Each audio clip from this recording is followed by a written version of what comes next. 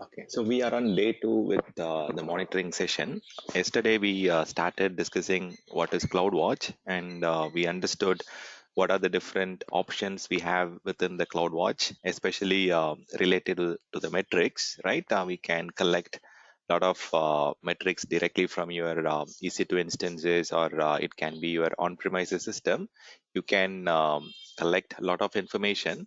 So especially if you're an operations engineer or a reliability engineer, we are looking for very good observability or a very high visibility in your environment, and even certain things like the agent and certain tasks we are planning to automate it. If in case there is a service going down, or if there is some high utilization, we want the tools to go and auto respond and auto heal or self heal whatever the issues are coming in. So CloudWatch is a very powerful natively provided uh, tool by AWS for collecting all the metrics for your AWS resources, and also for the application level. They are continuously improving it.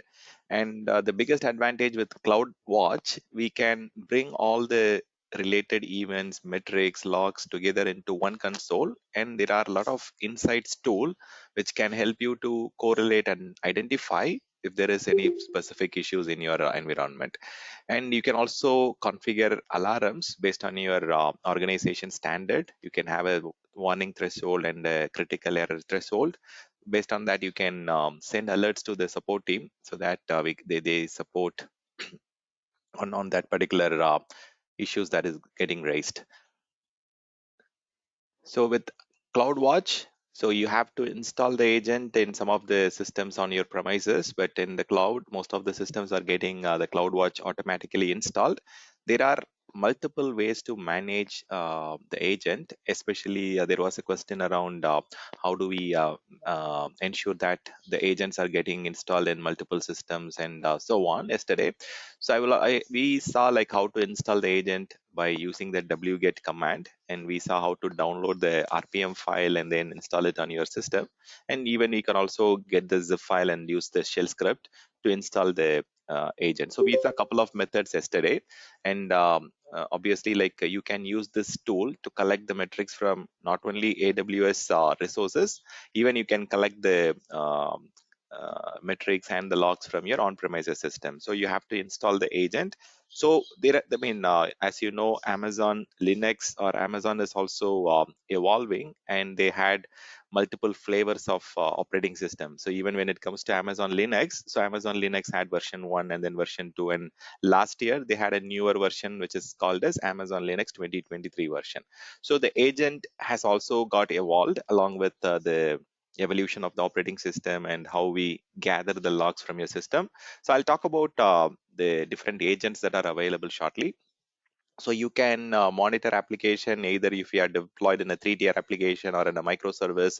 So this can monitor and collect the metrics from both virtual machines, I mean, which is EC2 instances in AWS, and you can also collect it from your container service or Lambda function. So primarily, as we discussed yesterday, we want to get the performance data. We want to understand the health status of your application and service. So that is where you want to get the deeper insight, right? And since it is cloud native, you don't have to install any separate server for monitoring, unlike your on-premises solutions like SCOM or any third-party Nagios. If you're installing it, you have to have a separate server. You need to have high availability. You need to configure licenses. You need to update those systems. So those are all not applicable here because it is monitoring as a service. We get the service in a cloud native way. So it can be very cost effective because you have less overhead in managing and governing those monitoring systems. You just go and configure what are all the different metrics you want to collect from different systems, what are the different logs you want to accumulate, and you can just use it for visualization and correlation, right? It helps you to easily identify if there is any specific issues. You can also collect the data based on your granularity requirement. You can go up to high resolution metrics like every 1 second or every 1 minute or 5 minutes. So based on your criticality of the application, you can go and change how frequently you want to collect the logs, so that you can act quickly on some of the critical applications. So you are going to get system-wide visibility. You can optimize the environment. You can understand what is the health status of each of your infrastructure and application.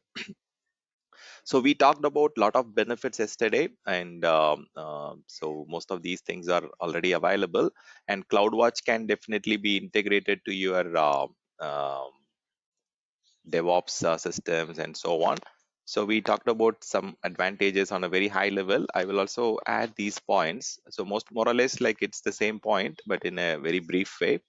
So you can also go through that. So CloudWatch is a monitoring and observability service. It is used by reliability engineers, DevOps engineer, and the operations team. And it monitors all the AWS services and application real time, and you get metrics, logs, even from each of your resources. And it also provides you a lot of insights using machine learning, where you can go and respond to certain cases in a more effective way. And not only it is collecting the information, it is also going to provide you a unified view of all the different stuffs collected in a single centralized console.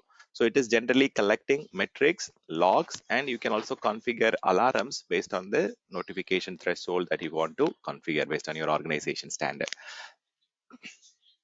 So there are three major elements that forms the um, monitoring, right? So logs, metrics, and the events, and out of which metrics is what we saw yesterday, right? Metrics are nothing but your CPU utilization, memory utilization, disk usage, networking, and all those things are examples of metrics which we collected, and we saw like how to view it in your metrics explorer within CloudWatch. Today we are going to focus more on logs, which is the second portion. And again, for collecting the logs, you have to have the agent installed on all your machines, and you can troubleshoot in two ways, right? One, you can log into the operating system, and then you have respective folder for each of your application and infrastructure. For example, if you take Linux, var log is the directory where you have all your messages for any updates or anything that you're making changes. And for each and every application, it will create a subdirectory, and you can also go and find out what is the issue going on. But then if in case you want to do the same for multiple machines in a centralized way, so you need to accumulate those logs in CloudWatch, and you can do it. Similarly, on Windows Server, you have Event Viewer, you have log folder for each of your agents and plugins, where you can go and troubleshoot from within the system. But if you want to collect it and then visualize it and use CloudWatch machine learning and insights to have better understanding, you can also do that. So we will see how to collect the logs from different system, and then get it analyzed in the CloudWatch console. So as I told you yesterday, basic monitoring is what it will get enabled by default on your EC2 instances. But if in case you want detailed monitoring, you will get more metrics. You will have to pay additional charges, and you will get a high resolution metric. By default, you will be getting data every 5 minutes. But if you're going for detailed monitoring, it will be every 1 minute. And these are all the free tier category that are applicable. So you can configure up to 10 metrics, which is free of cost, and you can have up to 5 GB of data storage for your logs and events. And these are all the free category option. But beyond that, you have to pay for each of your instance if you're going for detailed monitoring. So I showed you how to go and enable the detailed monitoring, and that option is pretty straightforward. So what we will do is today we will get into the logs concept. I think there are a few more slides around the metrics. We discussed about what is namespace. So namespace gets created for each of your AWS resources. You can also create custom namespace if you are going and configuring additional metrics to be received in your CloudWatch. It goes and creates additional namespaces, and within that namespace, you have different metrics that you get like CPU, memory, disk, network, and so on. And then you also have an option where you can go and react to the application log events by collecting the logs and events. And as we discussed, there are two ways. Alarms can be either sent to a Lambda function where it can take a auto resolution strategy, or it can be an auto scaling functionality where it can automatically add more servers if there is a high usage or if there is a demand increase. And you can also send an alert to your support team. They can also respond to any operational status issues, and they can also visualize using CloudWatch dashboard. So these are all the four major subcomponent which we need to be familiar about. And yesterday we focused on CloudWatch metrics, where we collected the metrics and we visualized it. So today we will collect the logs and then see what are the different logs that we can um, receive from your different systems, and how we can use the AWS logs insights to troubleshoot on a particular stuff. Okay, so these are all something which we already discussed yesterday. So let's go into logs today. Okay, fine. So this is something which I want to quickly clarify. There are two different agents that are available in your AWS, as we just discussed and highlighted. Amazon is coming up with enhancement in all areas. So not only on the agents and the tools, but even on Amazon Linux also, there is a deprecated version, version 1. It is already deprecated. We also have version 2, which can be installed now. And recently they had a 2023 release, which is a newer version last year. So the agents that are compatible with these different operating system is also different. See, you can use the old logs agent for the operating systems which are deprecated, and the older ones where you used to have the old version of the agent, and that particular agent can only collect the CloudWatch logs and it can send it. But then if you want to use the unified agent, so unified agent is the latest one. It can also collect a lot of additional system level metrics. Plus, it can also send the CloudWatch logs. If you remember, we logged into one of our systems yesterday and we installed the unified agent, and it also gave us an option to go and uh, uh, to collect the host level metrics, and as well as it also gave us an option to send the logs to um, our CloudWatch, right? Let me quickly show you that to ensure you are following me in a practical way. See, these are the two systems which we created yesterday, and let me connect to one of them and then I'll show you. So don't worry, see, collecting logs from AWS EC2 instance is pretty straightforward, whereas if you want to collect the logs from Windows, I'll also show you how to do that.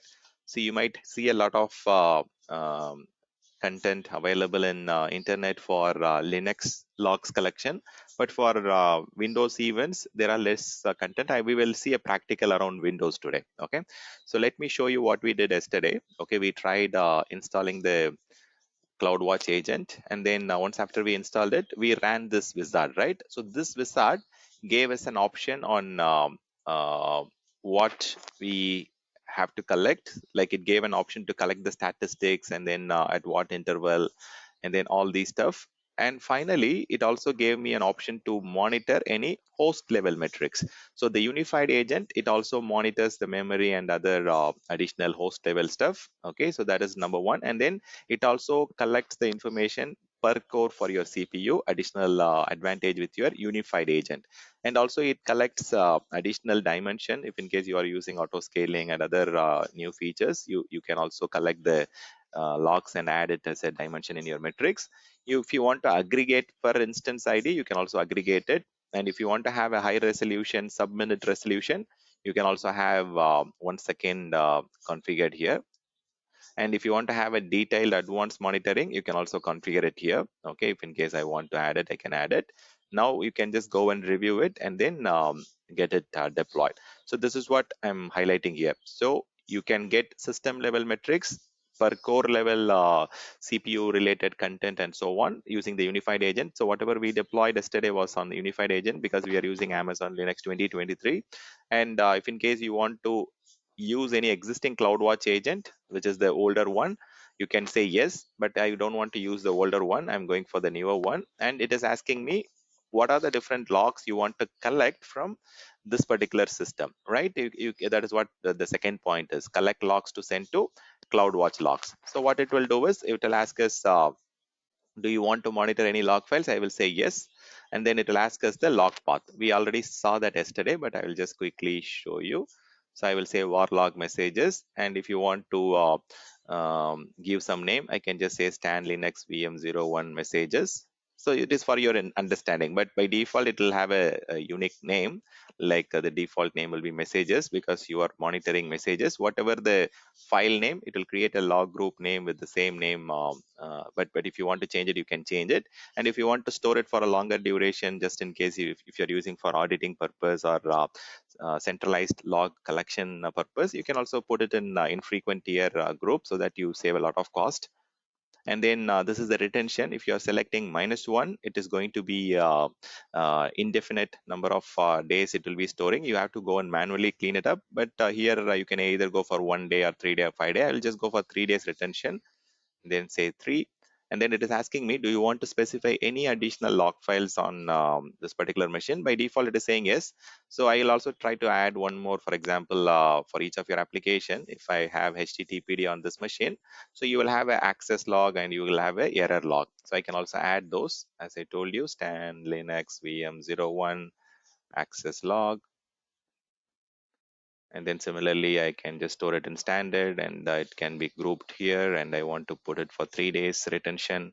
And yeah, even you can collect the error log if in case you want, but I'm not going to do that. So do you want to specify any additional log files to monitor? You can keep adding as many number of log path that you want to collect centrally in your CloudWatch and analyze it there. So do you want to specify any additional log files to monitor? No. And then I'll stop it. If you want to have X-ray tracers install, you can do it, but I don't want to go with X-ray now. And I don't want to store this configuration in SSM. Yesterday, we saw how to create the parameter store in SSM, and we applied it yesterday for custom metrics. So if you want to do that, you can also store it in SSM parameter store.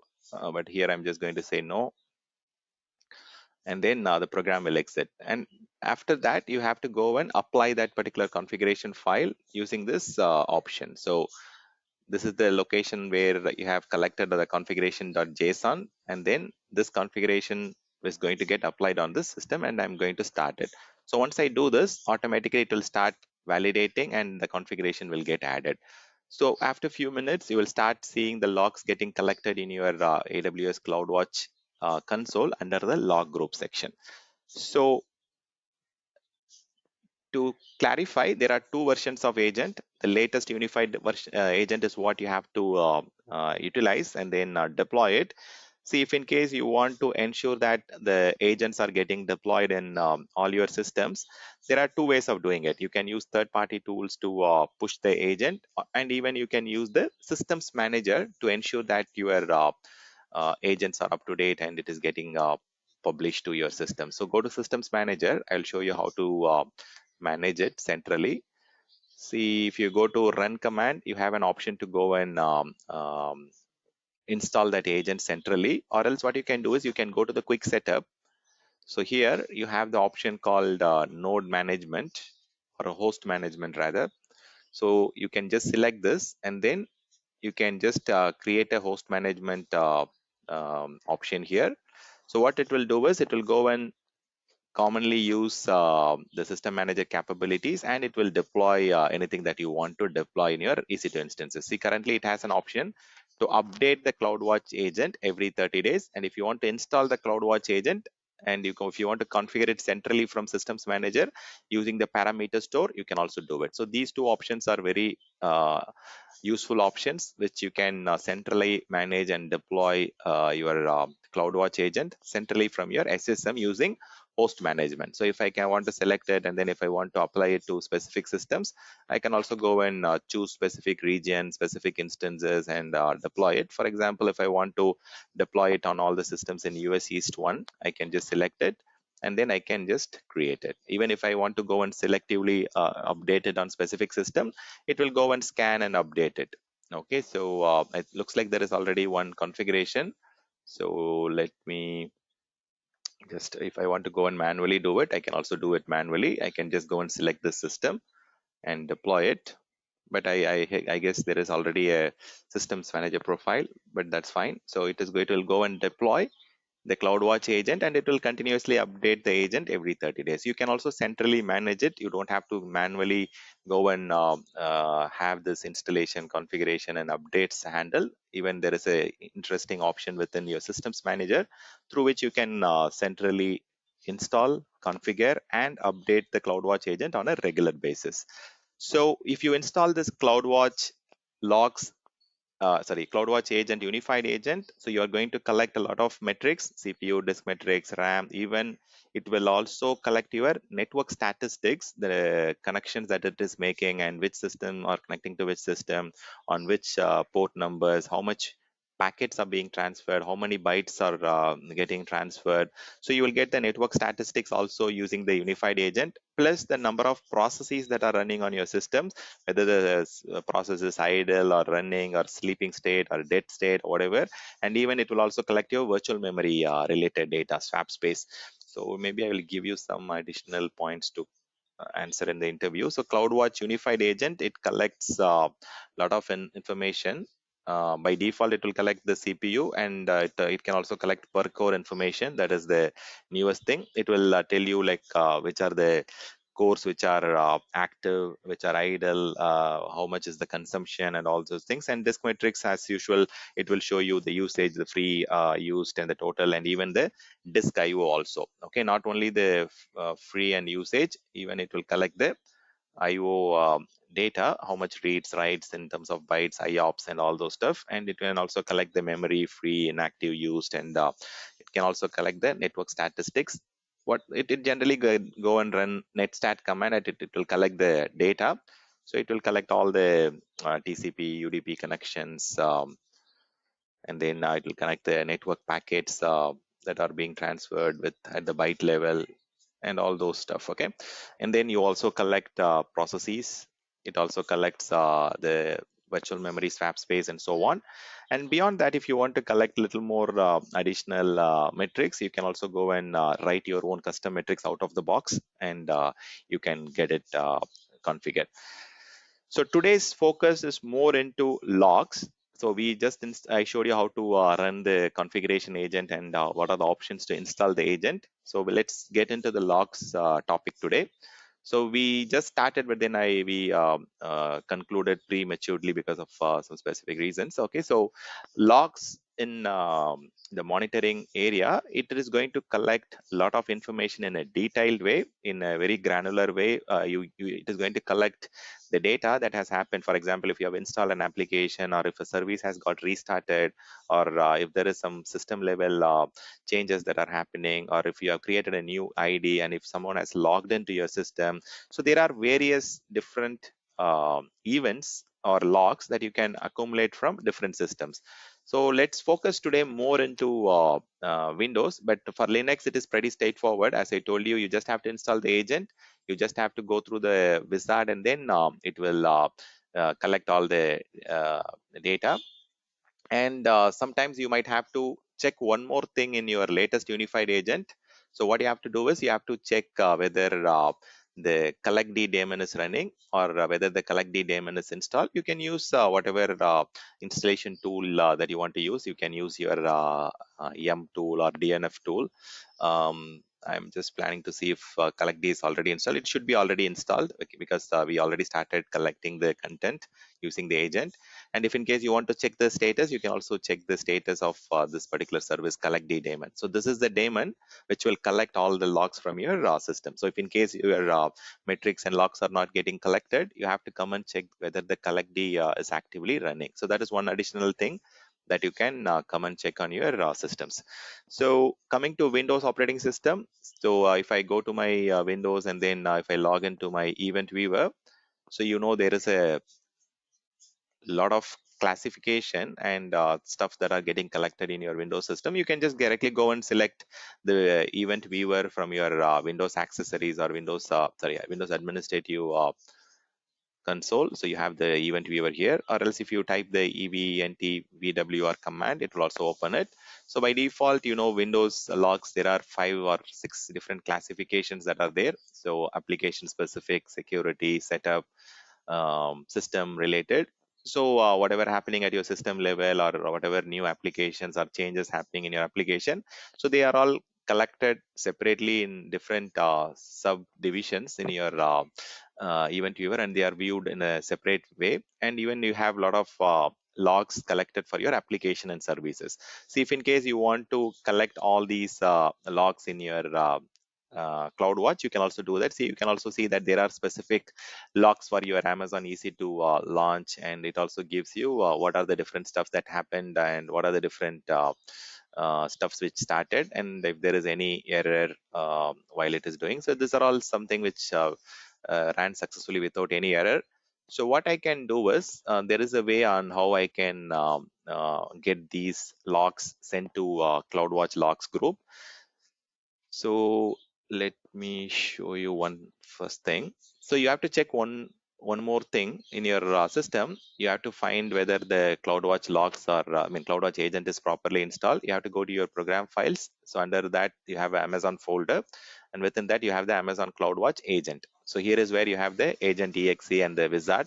So similar to your Linux, if you want to run the wizard and then make some additional configuration changes, you can also get a JSON file generated, and this is the same way how you are doing for your Linux machine. You can just follow the same approach. They provide you a PowerShell script where you can go and change the configuration and make changes to your JSON file. And one more thing you have to look at is your I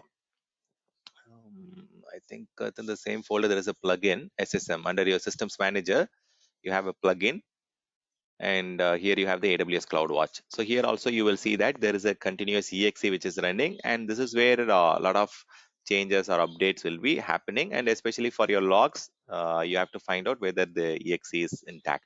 And if you want to publish the logs to AWS CloudWatch, then that JSON file, whatever the custom metrics you want to collect, you can put it in this particular path.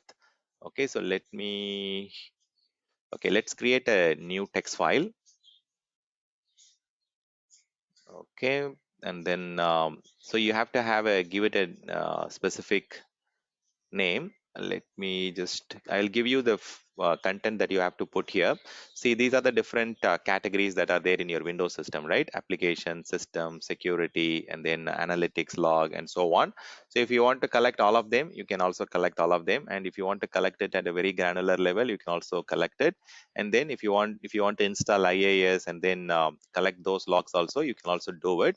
But I don't think I have IAS. So if you have some applications and stuffs installed, you can also do that. Let me try to quickly add the IAS here. And also you can add additional custom metrics if in case you want to have specific application logs collected. You can also do that. Let me quickly add, just give it a second. So this template is available directly in your Amazon documentation. It is not something which I have created. It is there in the AWS documentation. I just copy pasted it.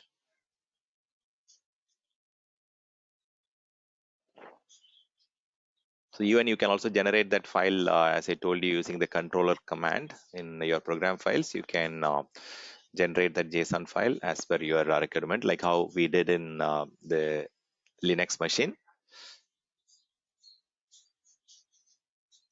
Okay, so let this happen in the background, and so it will collect the IAS logs and store it in IAS logs.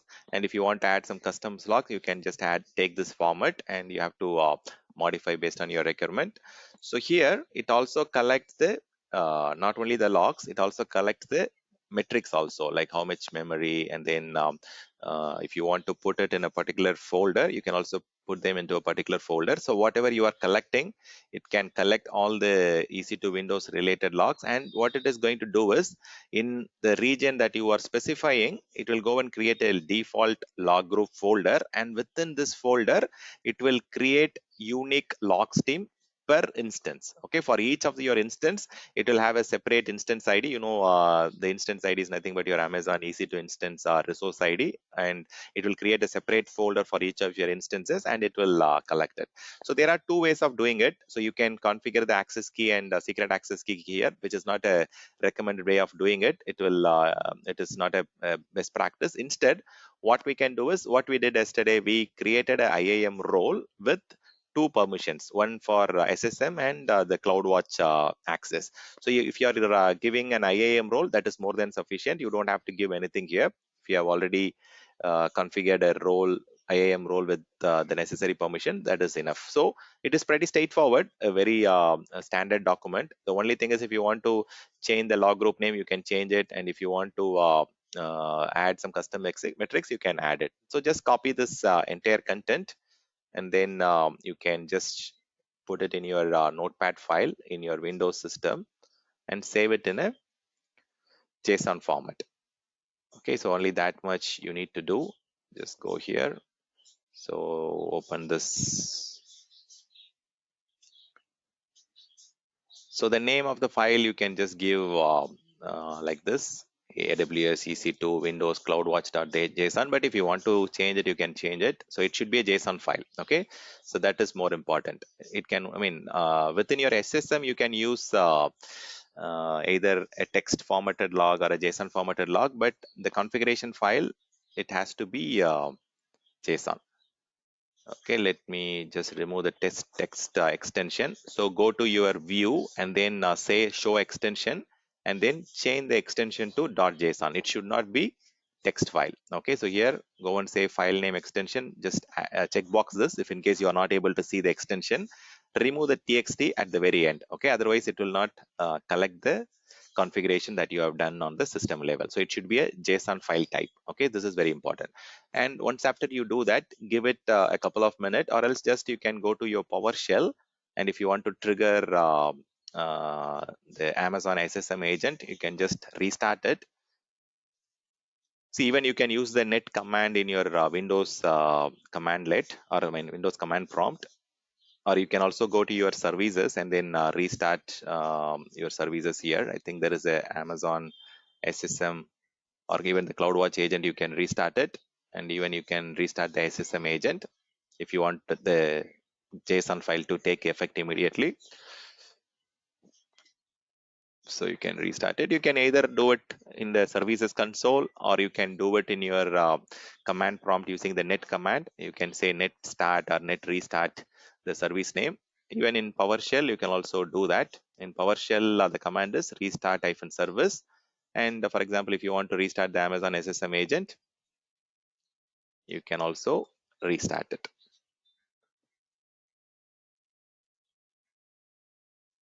Okay, so let that get stopped and started. Okay, you can also check the service. I think get service, right?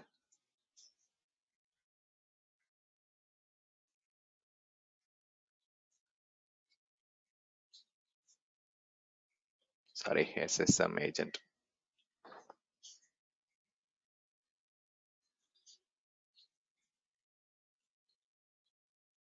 Yeah, it's running. Okay, fine. So let it, it will take at least a couple of minutes for the logs to be sent to the console. So few points that I want to highlight here is, see, unlike your metrics, it's all numerical data. But here, this is going to send a lot of information. So if I show the event viewer here, so for each of your event, you have some information, some date and name, source, event ID, task category, and it has got some verbiage. It has got a lot of text here. So if it is going and storing all these things, it is going to occupy a lot of space on your AWS CloudWatch. It has a lot of description, a lot of detailed information. So since it is text based, it is going to accumulate a lot of space. So you need to ensure you are just configuring it only for your system. That is very critical. Otherwise, it is going to occupy a lot of space. It is very heavy sized since it is having a lot of content. When I say heavy sized, so you need to think about the storage space and the log groups backend storage, where it will consume a lot of space. But then the interesting part is AWS provides you log insights tool through which you can go and analyze and get a lot of analytics in near real time. So whatever has happened on your system, everything will be combined together into a log group. So it will create a log group. As I told you, you can give a name for the log group. Okay, and then within that log group, you can group the logs per instance ID, so that each and every instance will have a separate folder. That is what we have mentioned. I'll show you how the log group gets created. You can give whatever name you want. So for Windows, I've just given I think default log group. But if in case you want to give it a specific application name or a particular group business unit name, you can also give it and then collect them. So usually this particular log group name, it represents the application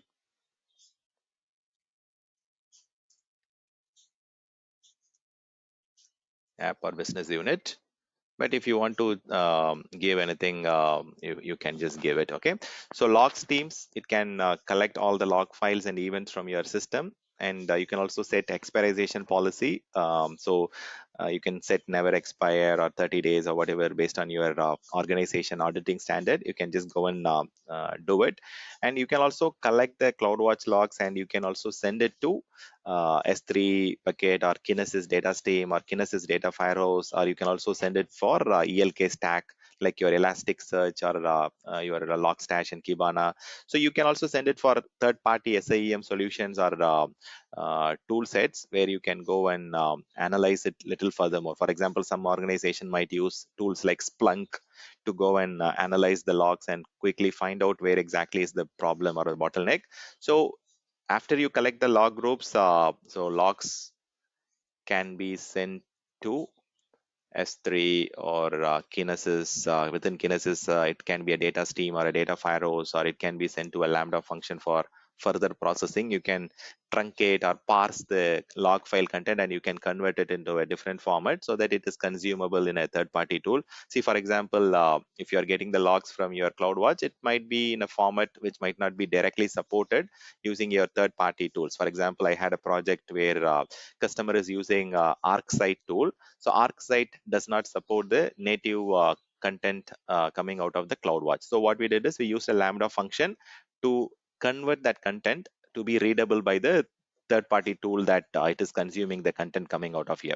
So you can use Lambda function to do some conversion, or if you want to change the extension of the file, or if you want to store it in a different location, you can also have the function written in the Lambda, or you can use it with your Elastic Stack or Elasticsearch, Logstash, or Kibana. And you can also use the third-party tools like Splunk or third-party SIEM solution to accumulate it and then help you with quickly identifying the problem. So you can collect the logs from different sources, your EC2 instances, Elastic containers, Lambda functions, VPC flow log, API gateway, CloudTrail logs, Route 53 logs. So it's a big never-ending list. It can collect logs from more than 200 plus services. So I'm just giving some time for the CloudWatch log group to uh, fetch the new JSON file and create all the logs that are coming out. And see, whenever you are doing some troubleshooting in your organization, see, generally as a Linux administrator or as a Windows administrator, what I generally do is I just go and do a live tracing of what is happening. So if there is an application going live, or if there is a activity that is happening, so generally I use the command called tail command, and I will just forward the logs in events, and then I will just start watching what is happening in our environment in a very live manner. Okay, similarly, what Amazon did is they have created a live tail option in within your CloudWatch log concept, and this can be used for watching your environment on what is happening in a live session. See, this is like you need to create a log group first, and then once the group is created, you can just select the log group which you want to go and watch in a live way. And then you can what you can do is you can just start the tailing. So tailing means you are watching the latest activities or events that are happening in your system, and you can also refine it based on your requirement for a particular duration, or you can just refine it. It's not redefined, it can be refined. based on your filtering or based on your criteria. And during the tail, you can also pass if in case you want to pause it for some time, and then you can just start it again. So what we are doing is we are just looking at the events and the activities that are currently happening in your environment. You can also filter and then search for specific tasks or application that are happening. So by application or by error or by some event ID. So you can just go and enter some specific criteria, and it will only show up a specific criteria that you are looking for. So whatever number of minute that you're running this live tail, you will be charged for that duration. Okay, so cost is like by minute. So for the duration, we are tailing. Okay, I'll show you practically how you can use the live tail. It is a very, very interesting option that a lot of support teams and reliability engineers are using it to quickly fix the issues that are arising in your environment. And AWS is coming up with a lot of beautiful options these days. And these options were added within the last 1 year, I would say. So there is another option called anomaly detection. As I told you, anomaly is something, a new stuff that has happened in contrast to your trend or whatever your pattern. So anomaly is something, a change in usual pattern. Okay, so someone has added something, or someone has modified something which has been never done in the past. So anomaly, I would say in simple words, an unusual behavior. Okay, so someone is trying to copy a lot of content from your S3 bucket, or someone is trying to install some unwanted shell script or power some executable. So even if there is a new error message that is coming out, which has never happened in the past, that is unusual behavior. So you can go and monitor all these unusual behavior using the CloudWatch log anomaly detection feature, and you just have to activate it. Okay, so activate the anomaly detection, and if you want to deactivate it, you can just deactivate it if in case that is not really needed for your application. So using your log anomalies, so you can find out so whatever happened in the recent, it will be in the top. See, the reason I'm explicitly calling out this point, see, most of the logs will be in a descending order. So all your latest logs will be at the bottom, but with anomaly detection, all the recent anomalies will be displayed at the very top of your list. So you have to check the one which is at the very top. So you can also have the filter, as I told you, you can go and check for error messages. So what you have to do is you have to just type within your anomaly detection, you have to type the keyword. Okay, so get everything which is having error, or you can also use the event ID or the message. For example, like when you're using some servers, you'll get a 2xx or 5xx and so on, right? You can also use that code to filter down what exactly you want to look at. And you can also suppress some of the anomalies which you feel like it is not really an anomaly, and you have done it based on your business requirement. So you can also suppress some of the anomalies that you don't want to kind of come again. So maybe that pattern is known to you, and you know that the data will be copied from this system to another system. If you're aware of this activity and change, then you can go and mention that this is a known thing, and you can suppress them so that this will not come again and again. Operations team will not waste any will not waste their time in going and finding it out. So I think we have given enough time. So what you have to do is you have to go to your CloudWatch. Okay, and within your CloudWatch, there will be a lot of sections, and within that you have to go to your log section, and within that, this is what I'm trying to convey now. I was talking about log group, log anomalies, and live tail, but before using this live tail or the log anomaly, you need to create, you need to either create a log group manually, or you can also create it using the command that we have done. So I think the group name we have to find out is default log group, and ensure that you are in the right region, US East 1. So I'm in the US East 1, perfect. So I can go to the log group, and then I can search for that.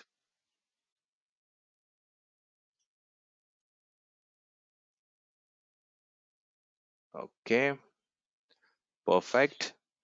See, there are a couple of, these are all something which I have created for my automated instance restart and stuff. See, I can see this default log group. There are only 13 log groups, so I don't want to go and search it. So if I want to search it, I can just search it. So it will search the one that I'm looking for. And within that, you will see that per instance ID, it will create a separate log stream.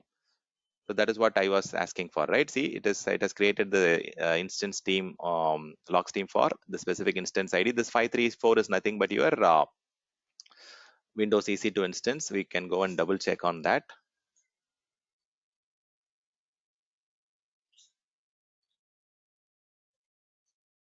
Perfect. So 534 is your Windows instance.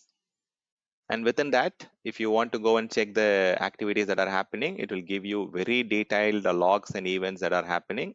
So whatever modules and stuff that we did. So you look at here, this is in descending order.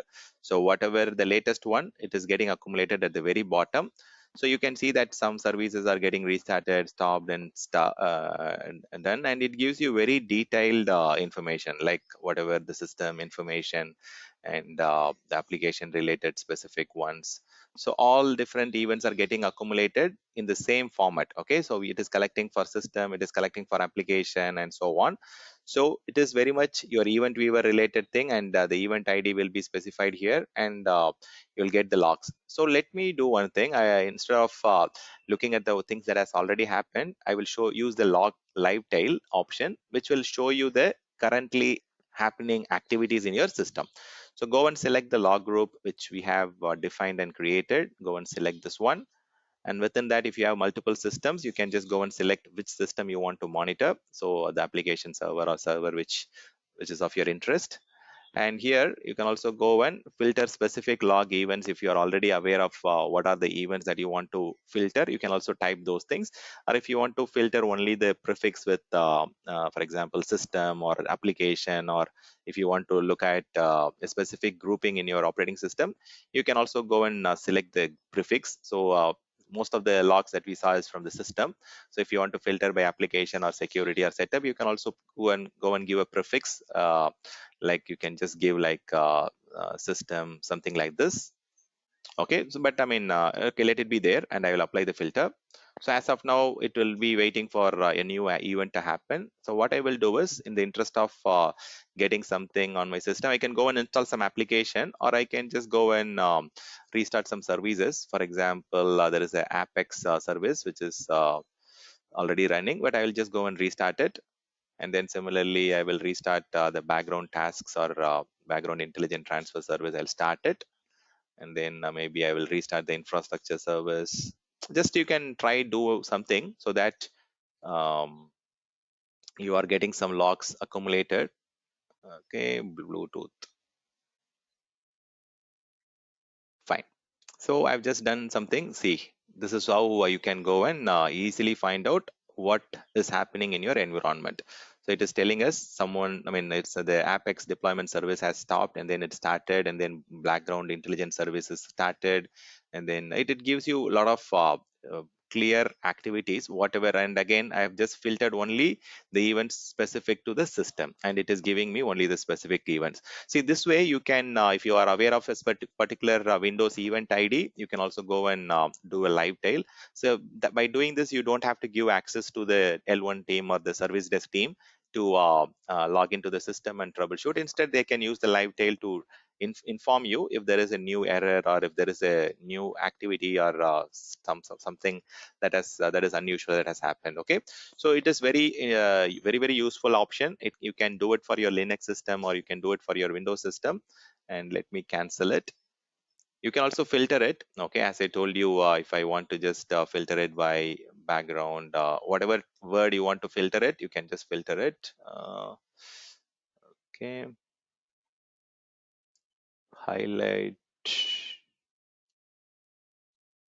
Okay, I don't think it goes up to that level, but in log insights you can filter it. Let me try to, this way you can filter it, I guess. But the nutshell is like you can use the live tail. It is a concept which is there in Linux, especially. People used to do a tail command, and then they will find out what changes are happening in your application. If there is a new version that is being rolled out and stuff, you will get it.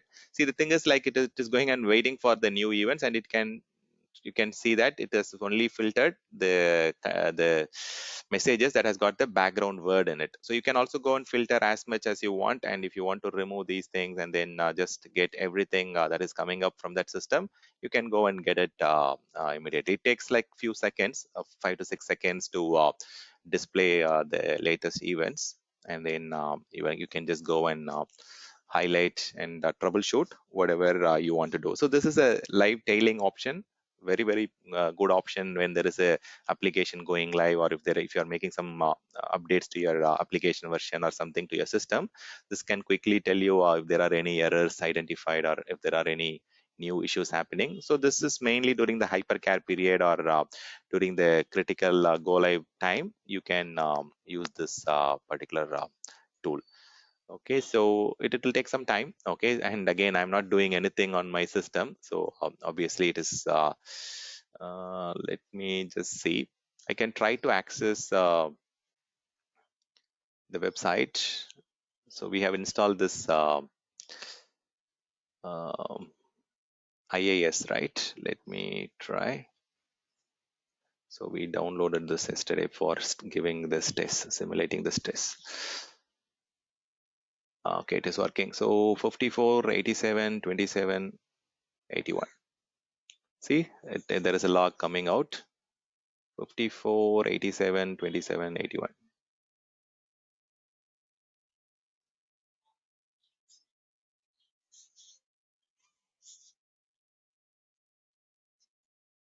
Okay, so you can see that there should be some activities happening here. Account sign in assistant service. There is some activities going on. Let's see.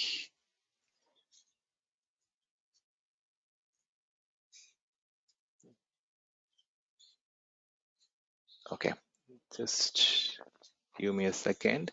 What you can do is let me just cancel it and then I can start it again, or else let's go to the other category here. I can also see there are no errors coming out. As I told you, if you want to configure anomaly detection for your um, specific log group, you can also go and specify it. For example, if there is something error or something unusual that is happening in your environment, if something is unusual that is surfacing in your environment, it will quickly tell you that there are some errors identified. Someone is trying to install something which has never happened in the past, so it will give you a warning here, and if you can just select that and you can suppress it, and whatever you have suppressed it will be under the suppressed section here. Okay, so let me show you one more thing. And for your Amazon EC2 Linux instance, so you can see that there is an access log also that is created. So you remember, right, when we went ahead and uh, did the configuration on my Linux EC2 instance, I also created two different group, one group for my messages and the other group for my stan Linux access log. This is for my HTTPD log, right? So for this system, again, I don't have oh, okay, so there is some activities that has happened in the past and it has fetched it. But then if I want to do a live tailing of what is happening, whatever I did for my Windows, I can do the same for this one also. So stan Linux VM01 access log. If I want to filter it, okay, I have to say definitely filter for that VM, which instance I want to monitor. I can just apply it. And similarly, I can just go here and then copy this system, and I should also get the same stuff on my live tail. So you can do it for your Windows or Linux or different machines. And the thing is, you can also filter it by specific log groups, even as a at the sub level. See, you can see that there are people accessing it from different IP address. You can see that this is happening from this IP, and then the time and everything, and what kind of browser they are using. All those information are available. So you can do whatever you want. It's a very powerful option, CloudWatch log groups, and um, practice. Okay, so just try to do the installation of the agent, try to configure it, try to create log groups, try to create live tails, and then it will be much easier for you to go and troubleshoot when there is a production requirement. Okay, so any questions so far on the log group or the logs collection?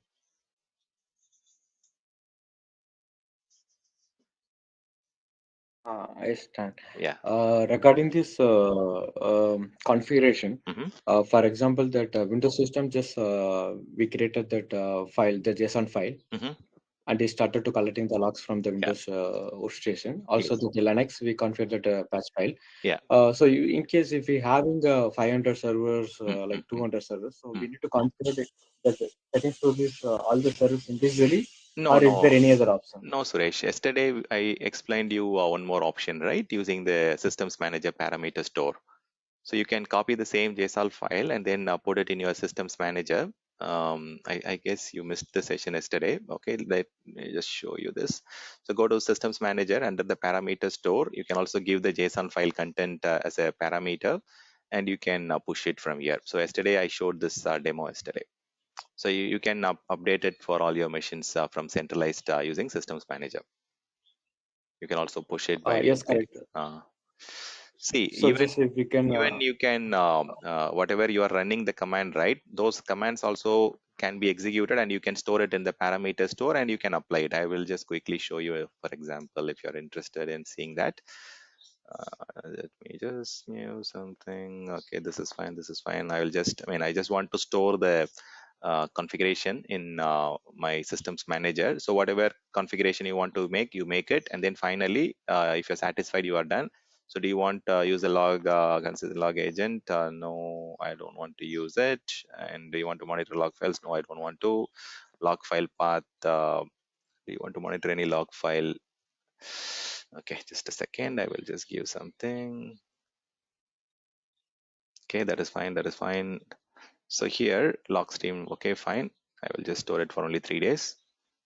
Do you want to specify anything? No. See, okay, this is also no. Do you want to store the configuration in the SSM parameter store? And if I say yes, it will ask me the name, and I can just say Suresh, this is the new configuration for my Amazon systems, and then for all my Linux, I want to use this configuration, and where I want to store it, I want to store it in US East 1, and what is the key I want to use? I can use the SDK key, and then done. So if I go here, in a few minutes, I should start seeing the new parameter file getting stored here.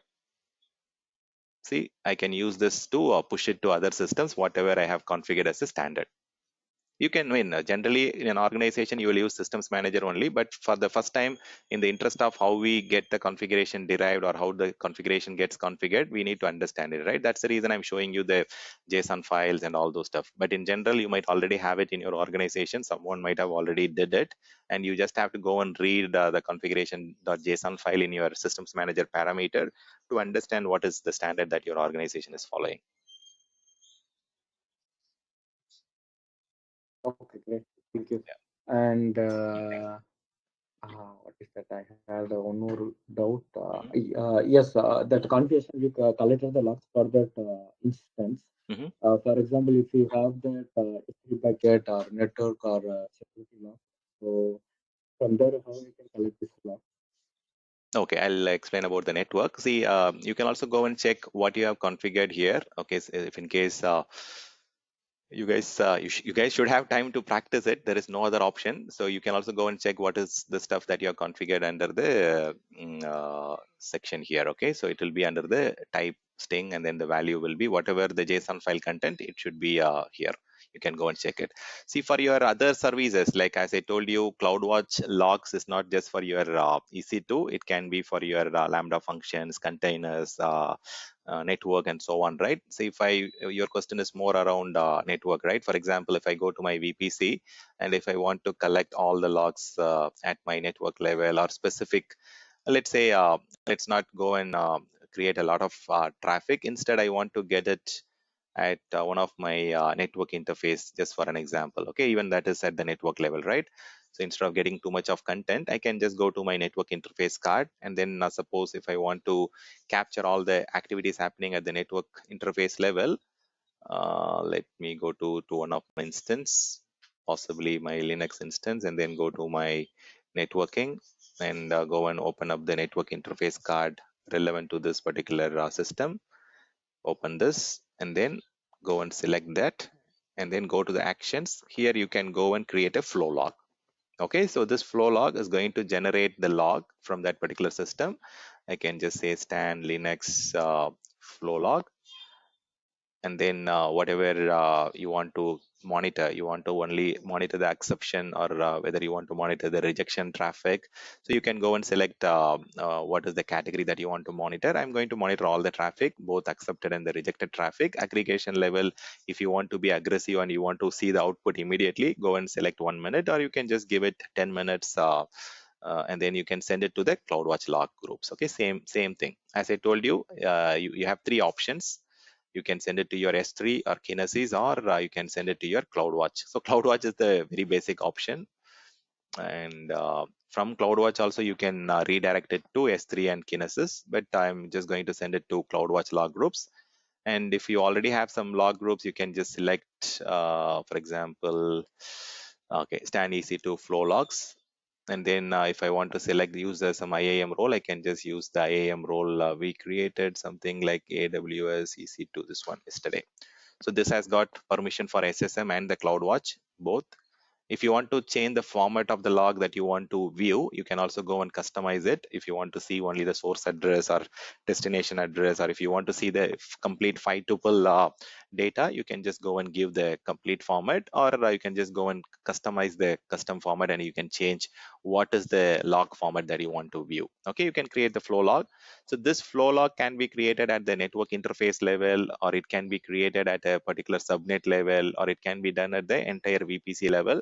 But if you're doing it at the entire VPC level, there will be a lot of traffic. If it is a free tier account, then you have to be a little careful. Too much of content will be accumulated. See, here you have the create flow log. So this is at your network level. Okay, so even for your gateway devices or whatever services you want to create, you can go and create a flow log that will start accumulating the log content for your system. Now I'm just going to generate something to that network interface, and let me try doing this for some time. I will also try and log into that system. Just a second.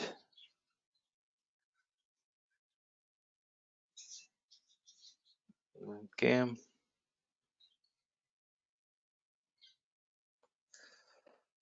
So what is the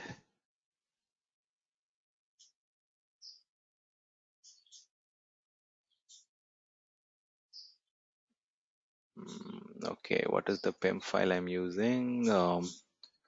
Stan.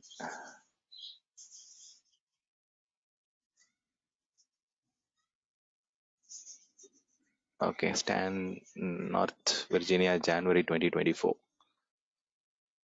Okay.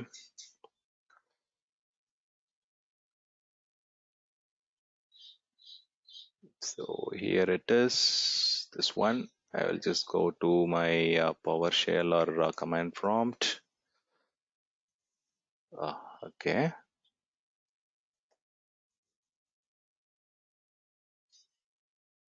Sorry. Let me do one thing. I can just go to my downloads. Let me open up the PowerShell.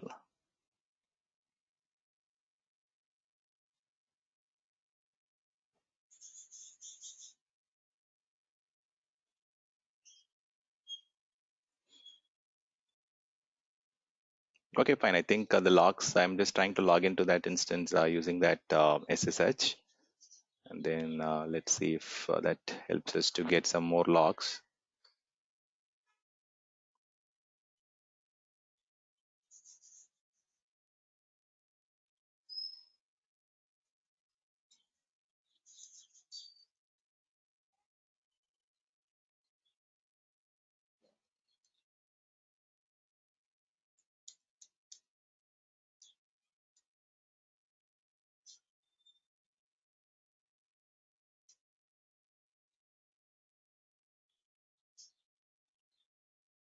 Okay, looks like I have all the old one also.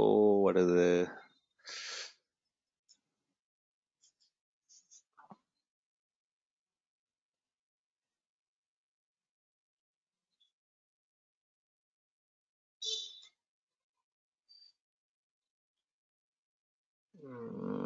I-54? Okay, let me check the DNS. Maybe there is some restriction in my organization. That's fine. So I just want to show you the logs, right?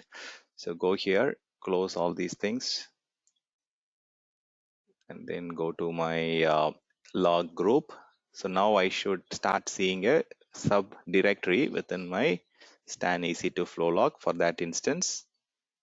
So just give it some time. So it will collect the log streams for your instance ID here. And then you can also create a log stream if in case you want to do it and then capture it. But it should start showing the log groups in some time here. So you can also go and create the log flow log and then check it. So let me see. So that was your question, right? How you want to capture the logs at the network level. Any other question from your side, Suresh? It's fine. Thank you so Yeah, much. okay. Any other question from anyone around the logs or log live tail or log anomalies?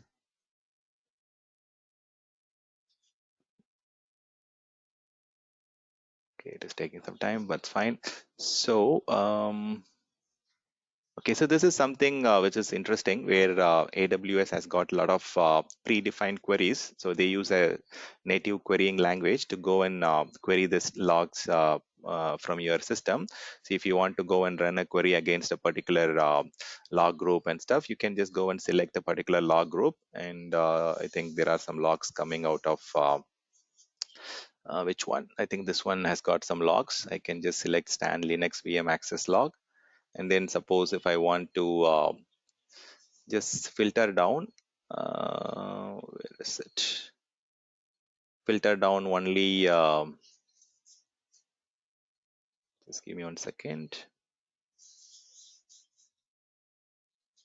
Okay, I've added it.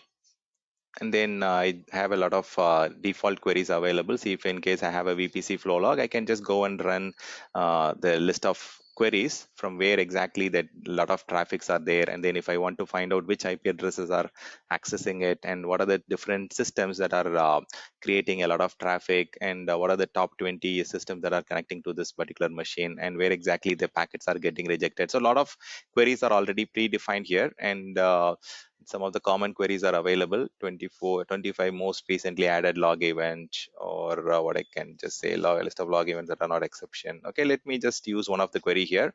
I can just copy paste it here, or I can just say apply.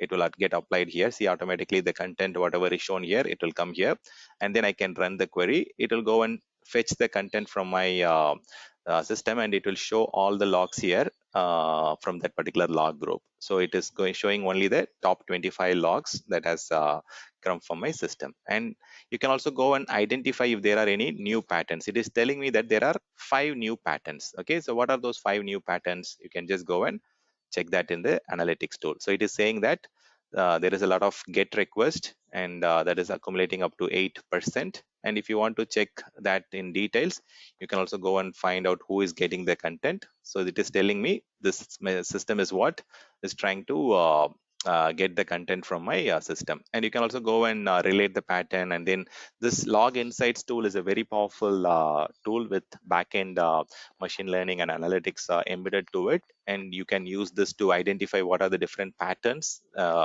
unique patterns that are there in the logs. And you can also get the complete logs also here. You can also visualize how the traffic is being used, and you can also see that the data is getting accumulated here. You can also go and get this added to your CloudWatch dashboard, so that if someone wants to closely monitor a particular log group for any new errors or new events or new stuff, you can also go and get it added. So you can also write your own custom query to go and fetch something if you want. You can also go and look at the data for the last 30 minutes or last 5 minutes, and you can also choose a particular sample query which you have used in the past. So you can also go and add different log groups and then monitor them. So this way you get a lot of insights, and as I told you, you can use the query to change whatever you want. So you can customize it. There is a lot of custom queries, and you also can go and create a query from the scratch. Okay, so these are all the good options that you have within your log groups, log anomalies. So we are done with logs and metrics. Now we can go to the event section. Okay, any final questions before that, before going into the events? See, these days there are a variety of tools that are available in AWS, where the CloudWatch has got its own rule, and even the CloudWatch events has been upgraded to Event Bridge. There is a new service, so we'll also talk about that Event Bridge shortly. Okay, this is the advanced version of your CloudWatch events, and there is one more tool called Cloud Trail that can collect all the logs and events happening in your environment. So this is also going to give you a event history as well. So we will discuss all these tools now. We are at 10:46, right? Okay, maybe let's do one thing. Let's go and summarize what we have discussed in the CloudWatch, and then we can go and discuss about the event. See, as I told you, generally the configuration, right? You can create. So this is the overall flow that we followed to collect the metrics and logs. So we created a IAM role, and that IAM role had the permission for CloudWatch and SSM, and we defined the configuration. You can define it externally in a separate system using a Visual Studio Code, or you can run the control command to generate the configuration.json file, and you can store it locally on that machine and use that, or you can check that parameters in the parameter store, and you can use the AWS systems manager, state manager tool to go and deploy that in all of your systems. I also showed you how to use the node management option to go and update, install your CloudWatch agent, and after which it will start collecting all the data. So for that, the collect D agent should have to be running on your system. So if in case you're not getting the data, then you have to go and check the collect D daemon and also the CloudWatch agent service, and it will collect all the data in your CloudWatch under the metrics explorer section. You can create beautiful dashboards, and you can also configure alarms. So I'll show you how to configure the alarms uh, in in um, in AWS. So I think that is a very small topic. I think we will conclude with the SNS notification, and then we can move on to the events. Okay. So let me see if I can give you some more. Yeah, alarms is what is the next topic, right? Fine. So alarms, as I told you, it is going to watch a particular metric, or you can watch multiple metrics. And if there is something that is beyond the defined threshold for a warning level, like for your disk usage, if the free space is only 10% or 15%, you can configure an alarm, a warning alarm, and then you can also configure a critical alarm, or a what do you call yeah, critical alarm or a error alarm.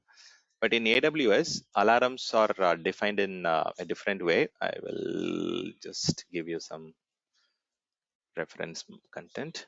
So there are three different alarm states that you can define in AWS CloudWatch. Different systems have different way of classifying the alarms. Okay, warning, error, critical, and all those things. But here you have OK state, which is like the system is functioning as expected, and insufficient data might be because of the agent is not running, or there is no proper connectivity, and you can also go and configure an alarm. So these are the three different state that you can see in your CloudWatch alarm state. Okay, so CloudWatch.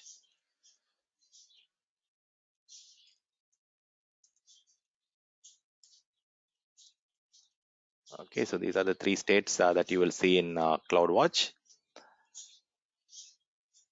So what is alarm? Alarm is the notification to a support team, or a group, or a business owner for any metric going beyond the defined threshold.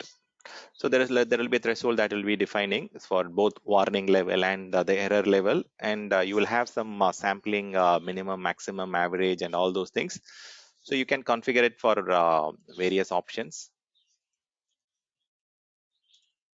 So like your disk free space, memory utilization, CPU utilization, or average. Mostly like we will go with the average utilization, because at times there will be peak usage, there will be high demand. So mostly we will be going and configuring the average utilization for the last 10 minutes or 5 minutes is beyond some specific level, then only it will be configured as a alarm. So you can integrate this alarm with either SNS topic, which is simple notification service, that is the most commonly used, or you can also integrate with your email service if in case you want to send it as a separate email, or you can also auto scale it if the demand is increasing. Then when it reaches the alarm state, when the CPU utilization on an average for last 5 minutes is above 85%, you can also go and add additional EC2 instance to fix that automatically by the system itself. So CloudWatch can also be integrated with your auto scaling and simple notification service. If in case you want to send a manual alert and fix the issue manually, you can do it through SNS. And you can also go and configure high resolution metrics. If in case you want to have sub 30-second metrics, you can also go and say 10-second or 30-second based on your requirement. You can go and configure the high resolution metrics. And this is the length of the time that it will wait to before it can evaluate and send an alert to your defined metrics system. So alarms invoke actions for sustained state changes only. That's what I'm saying, right? If it is continuously having issues, then it is going to spy. It is going to alert you. Or else, if there is a small sudden spike and then if it went back to normal, then it is not going to alert you. So you can also configure a alarm in your dashboard. You can also turn it to red. Okay, I'll show you how you can look at the alarm state. So alarm state, I'm not sure if there is something that is already there here in my console.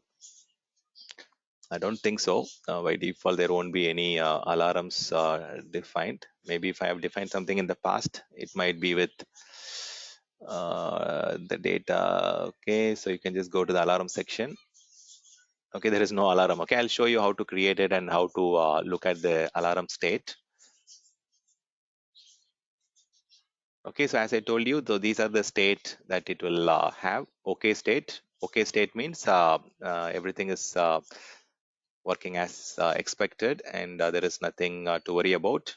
And insufficient data means the alarm is just configured, or it is waiting for the agent to start, or if it is waiting for the system to send you the data. Okay, so that is one. And then alarm means there is something unusual and you have to take actions to fix that. Okay, so you have to check on this.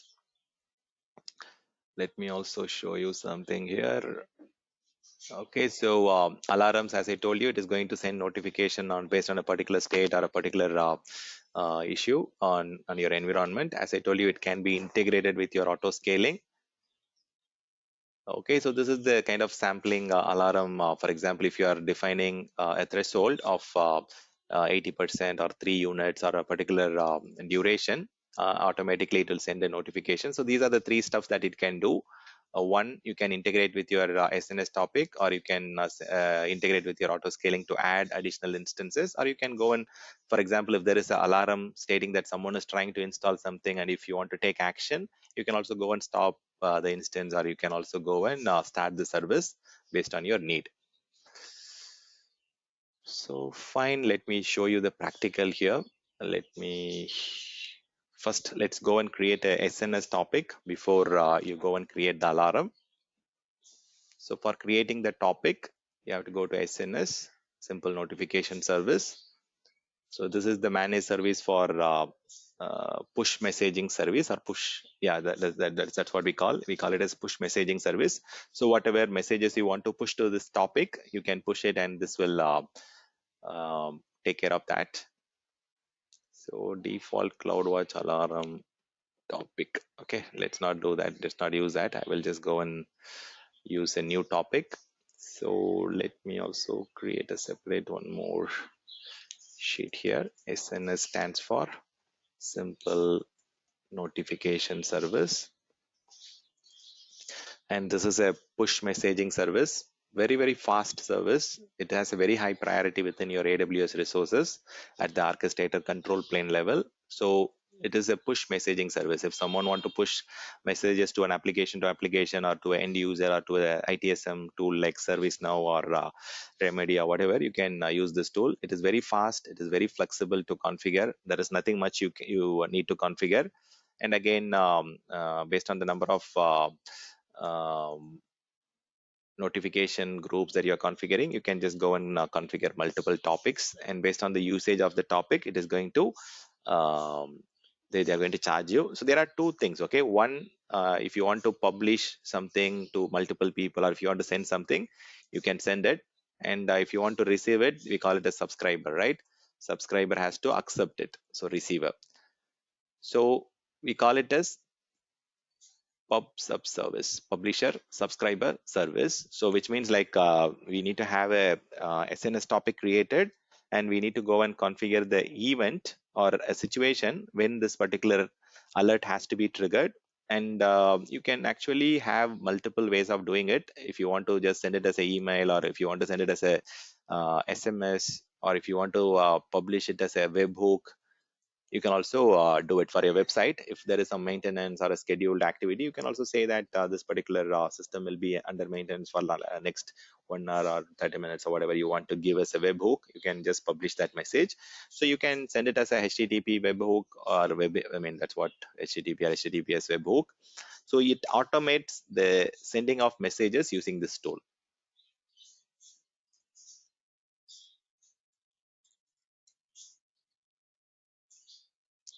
Automates the sending of messages based on a particular event or defined criteria. So even you can use it for broadcasting it. For example, if you want to send billions of messages across the globe, you can use this. For example, if there is a sensitive issue like vulnerabilities, or if there is something that you want to inform multiple application owners and something, even you can use it for broadcasting some messages to multiple systems and multiple application owners. So billions of messages can be sent across the globe. So in general, the use case is not for broadcasting. As I told you, it is mainly for monitoring your infra or application. And then if there is a peak usage, or what do you call unusual behavior, it can go and send a alarm notification topic.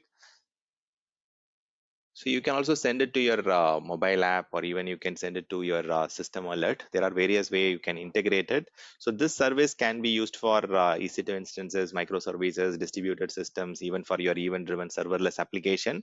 You can also use it. See, in general, if you want to have your own simple notification service, it is going to be a very tough thing. You have to deploy a separate server. You need to have high availability and all those things. But Amazon SNS, it's a managed service, so you get a high availability by default. So they take care of Amazon takes care of the clustering, and it is very durable. It is comparatively cost effective. As like any other managed services, this is also having all those features: high availability, durability, cost effectiveness, secure. And then it is also very fast. As I told you, it's fast and flexible earlier. So it can be used for different service model, and it gives you a very high throughput. It gives you many to many messaging. And where exactly I can just say uh, the control plane, or the orchestrator has given it a very high throughput.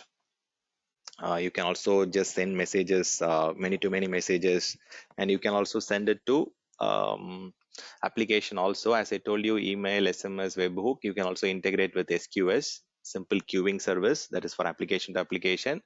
Even you can also integrate with your some of the applications like Lambda functions, or Yeah, I think these are the major five ones. I think there might be some new ones that has been recently added, but I'm yet to look at the complete list. You can also send it to your mobile application endpoint and so on.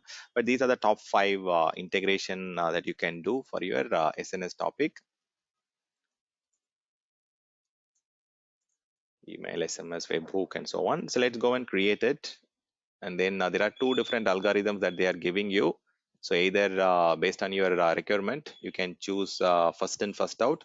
See, certain things has to be configured as first in first out, right? See, if you are going and getting a service from an service provider, see, if you are in a queue and you never want the next person to get the order delivered before yours, right? So if in case you want to go with first in first out as a standard delivery in your some of your application, you can go with the FIFO model, which is first in first out. So whatever has been received first, the application has to take care of that as a priority and deliver it.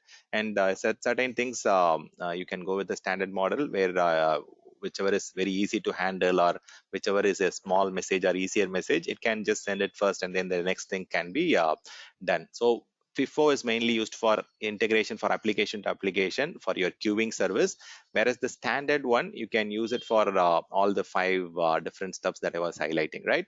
So if you want to integrate most of your infrastructure related things, you go for standard, but then this is for your application. For example, if you're ordering some grocery or pizza or some food online, then the order has to be taken care in the same priority on how it is received. So first in first out is the strategy that mostly the applications and the application to application has to follow.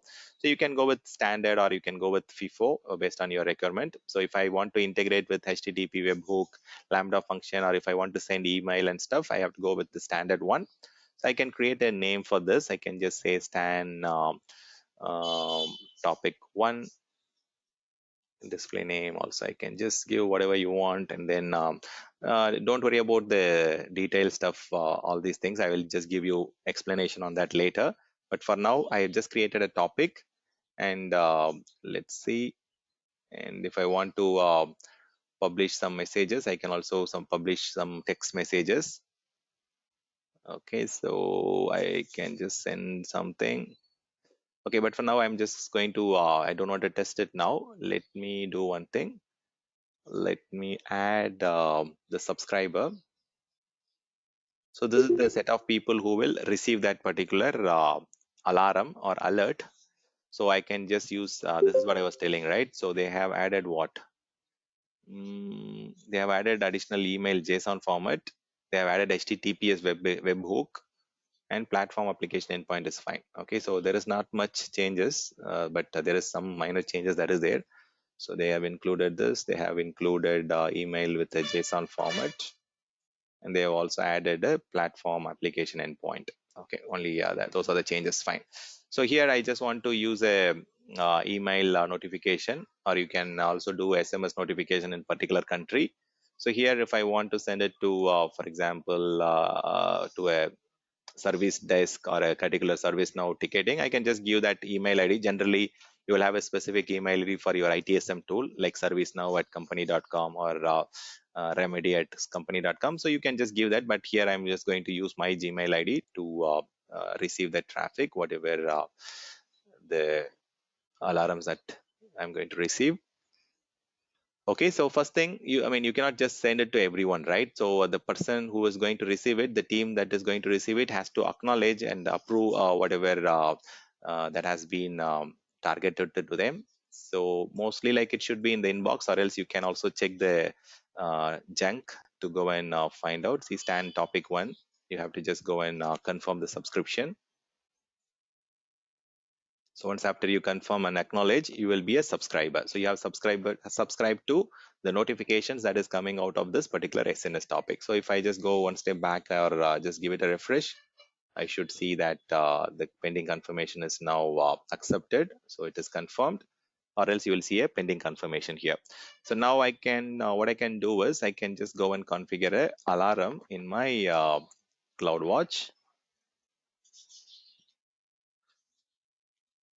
And okay, so we have configured a lot of different metrics. I think we can just go and use that memory utilization or other sample that we created yesterday. Let's see. Oh, it's not memory, it's CPU utilization, right? So let me go and create an alarm. So I will say select a metric. So I can just go and choose whatever I want. See, this has been created today from the Windows server, but let's go and choose the EC2, and within that you can just go and choose whatever you want. For this one, I'm just going to select the CPU utilization.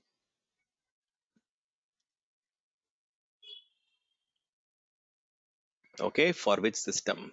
For my Windows system, or even for the Linux also, you have the simulator. You can just simulate the CPU usage. So let me go and find out the instance ID for my Windows. It's 534, right? Yeah, this is the one. 89534. 89534. This one. So it's there. Okay, if you have the tagging, it is good. Okay, so let me select this. So for this system, if the average utilization for the last 1 minute is beyond greater than 60%, I want to send a alert. You can also enable anomaly detection, as I told you. So you can create a band, and if that usage goes beyond that particular level, then it can also consider that as an anomaly, and it can send an alert for you. So this is all fine. Data points is okay. So 60% is good. Okay, click next. You can also select an existing topic. We just created stand topic 1. I will just select that. If you want to go and make changes, you can make changes. So if you want to send notification for different categories, you can also select it, but I'm just going to send it for in alarm state. So it is also giving me the endpoint ID. If you want to add additional notification, you can add additional endpoints if in case you want to within the same function. So if you want to take some actions on your EC2 to stop, start those instances, you can also do that, but I don't want to stop the instance now. Let me click on next. If you want to give some clarity for the support team on what exactly is happening, so I can just say CPU utilization alert. Hi there. There is a spike in CPU utilization. Go and check whatever processes, events, take necessary action. So whatever you want to give in a very nice format for your organization, you can give it. I'm just giving something to ensure that this can be used for that particular purpose. So let me go and create this alarm. So let me go to my system. See, initially the alert will have insufficient data, okay, because it will have to wait for some time, and then from insufficient data, it will go and change it to okay state, and then it will change to alarm when there is a usage increase. Okay, downloads. We downloaded a tool, right, yesterday. So here, let me activate and bring it beyond 60%. Activate. I think hopefully now it is already 60%. So leave it for 1 minute. I think 1 minute is what we have mentioned. On an average, if the utilization is beyond 60% continuously for a minute, it will send a alarm. Okay, so it is already 90%. Okay, it is good that you might continue. You might get it quickly. Okay, so let it run for some time, and then let this alarm uh, become okay, and then it will turn to in alarm state, and then we will also get a notification. So you can also select for which ones you want to get the notification. Okay, let's wait for some time. So let's do one thing. Let's take a break for 10 minutes, and when we come back, you will see all the stuffs that you are monitoring. Let me, any questions before we go for the break? I will stop the recording. Okay, let me start the recording. So let me just go and directly look at what is happening in that system. See, as we expected for the last few minutes, the utilization is continuously hitting close to 90%. And you can see that the alarm has been configured for 70, I mean, above 60%. If it is for consistent 1 minute, the average utilization, then it will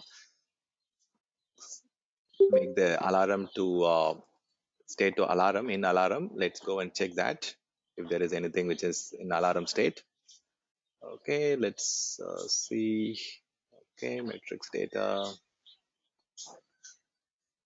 Let me also go and check if there is any notification already received. Yeah, see, you can see that the notification has been received. CPU utilization in that East US was greater than 60%. And whatever the message that we gave, it will be at the bottom. Where is the message that we typed in? Okay, see, here it is.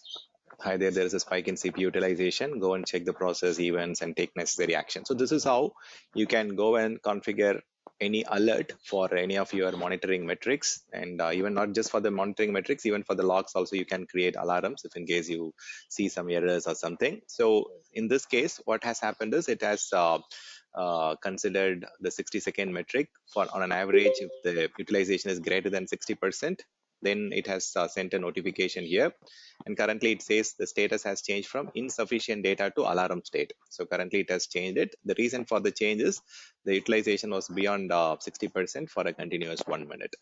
So this is how you will get an alert, and then this can be sent directly to a ITSM tool like ServiceNow, so that it can create a ticket with a specific priority, and you can act upon that.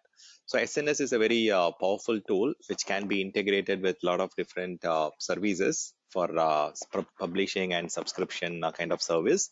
So this example is mainly for CloudWatch monitoring, where you will be alerted if there is a issue in your infrastructure or in your application. So to continue with that, yeah, before we get into the event, so there is one more important service which is more related to logs, but it also collects all the events from your system. So we have a service called CloudTrail, right? This is where you will spend a lot of your time in troubleshooting. So CloudTrail is a service primarily for logging and event management. So I would say it's a